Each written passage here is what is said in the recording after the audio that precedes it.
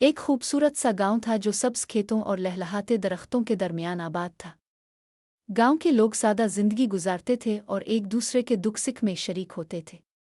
वहां ना बड़े बड़े बाजार थे और ना ही ऊंची इमारतें, लेकिन दिलों में सुकून और खुशी की दौलत जरूर मौजूद थी। इस गांव में अहमद नाम का एक नौजवान रहता था। अहमद मेहनती और ईमानदार लड़का था। सुबह सवेरे सूरज निकलने से पहले ही वो अपने खेतों की तरफ निकल जाता। हल चलाता, बीज बोता और खेतों को पानी देता। शाम को जब वापस आता तो थकन के बावजूद उसके चेहरे पर इत्मीनान की मुस्कुराहट होती, क्योंकि वो जानता था कि मेहनत का फल हमेशा मीठा होता है। गांव के लोग आपस में बहुत मोहब्बत करते थे। कोई बीमार होता तो सब इसकी इयादत को पहुंच जाते। शादी ब्याह के मौके पर सब मिलकर खुशियां मनाते और गम के वक्त एक दूसरे को दिलासा देते। वहां के बच्चे कच्चे मकानों के दरमियान खेलते कूदते और हंसी खुशी वक्त गुजारते। उनकी मासूम कुलकारियां गांव के माहौल को और भी खूबसूरत बना देती थीं। गांव के बुजुर्ग अक्सर शाम के वक्त पुराने बरगद के दरख्त के नीचे बैठते। वो किस्से कहानियां सुनाते जिन्हें सुनकर नौजवान नसीहतें हासिल करते।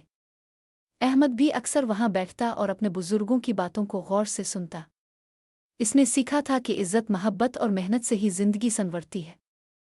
एक दिन गांव में बारिश न होने की वजह से खेत खुश्क होने लगे। किसान परेशान थे, क्योंकि अगर फसल खराब हो जाती तो पूरे गांव को भूख का सामना करना पड़ता। ऐसे वक्त में अहमद ने सबको हौसला दिया। इसने कहा, हम सब मिलकर मेहनत करेंगे, नहर की सफाई करेंगे और पानी खेतों तक पहुंचाएंगे। गांव के सब लोग उसके साथ खड़े हो गए। दिन रात की मेहनत के बाद नहर साफ हुई और खेतों तक पानी पहुंच गया। कुछ ही दिनों में खेत फिर से सब्ज होने लगे और किसानों के चेहरे खुशी से खिल उठे। इस वाकये के बाद गांव के लोग अहमद को और भी इज्जत देने लगे। वो जान गए कि इत्तेहाद में बड़ी ताकत है। अगर सब मिल जल कर काम करें तो कोई मुश्किल बड़ी नहीं रहती। यूं वो गांव न सिर्फ अपनी खूबसूरती बल्कि मोहब्बत, भाईचारे और मेहनत की मिसाल बन गया। आज भी जब कोई वहां जाता है तो उसकी सादगी और खुलूस को देखकर दिल को सुकून मिलता है।